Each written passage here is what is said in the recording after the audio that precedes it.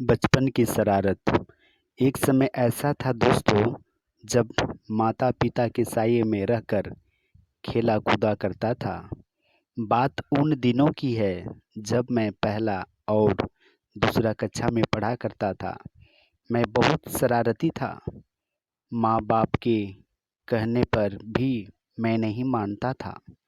गर्मियों के दिनों में स्कूल से आकर चोरी छिपे भागकर जंगलों में केंदूफल और बेल जामुन खाने के लिए जाया करते थे। पूरी धूप में घुमा फिरा करते थे। मुझे पेड़ पर चढ़ना शुरू से ही शौकीन था।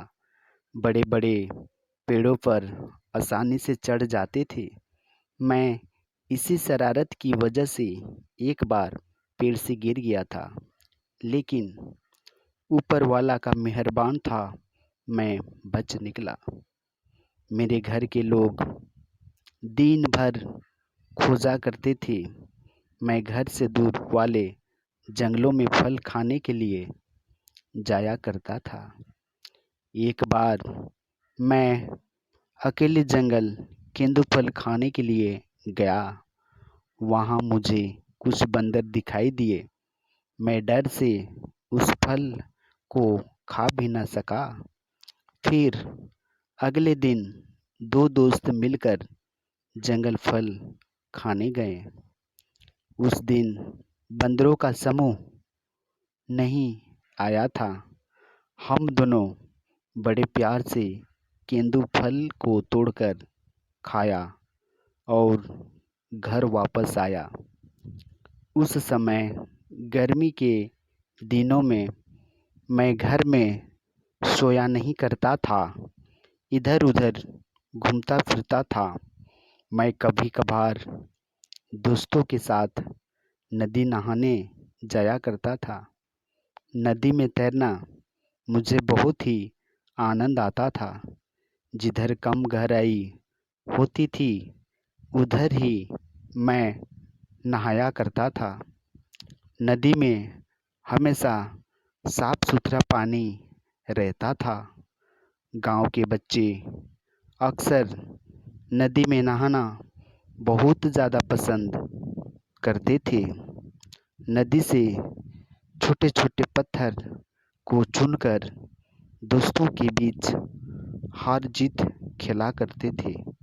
जब शाम होता, पिताजी मुझे पैर हाथ धोकर पढ़ने के लिए कहते थे, लेकिन मैं किसी का बात नहीं सुनता था। उस समय मुझे कभी कभी डांट और पिटाई भी करते थे। जब स्कूल में गृह कार्य मिलती थी और नहीं बनाने पर स्कूल में शिक्षक के द्वारा डांट सुननी पड़ती थी और उस समय पढ़ने में ज़रा सा भी मन नहीं लगता था। लेकिन क्या करूं, मुझे मजबूरन करना होता था, क्योंकि बचपन में कोई नहीं जानता शिक्षा क्या होती है। जैसे जैसे मैं ऊपर बढ़ता गया, मुझे शिक्षा के बारे में जानकारी बढ़ता गया। मुझे पता चला कि शिक्षा एक महत्वपूर्ण वस्तु है। इसके बगैर जीवन की कल्पना करना मुश्किल है। मैं कई बार स्कूल भी नहीं जाता था। माँ बाप के पूछने पर मैं कहता था कि मुझे ठीक नहीं लगता, इसलिए मैं स्कूल नहीं जाऊंगा। मैं बहाना बना देता था। ढंग से स्कूल नहीं जाने पर मेरा आदत बिगड़ गया और मैं धीरे धीरे पढ़ाई में कमज़ोर होता गया।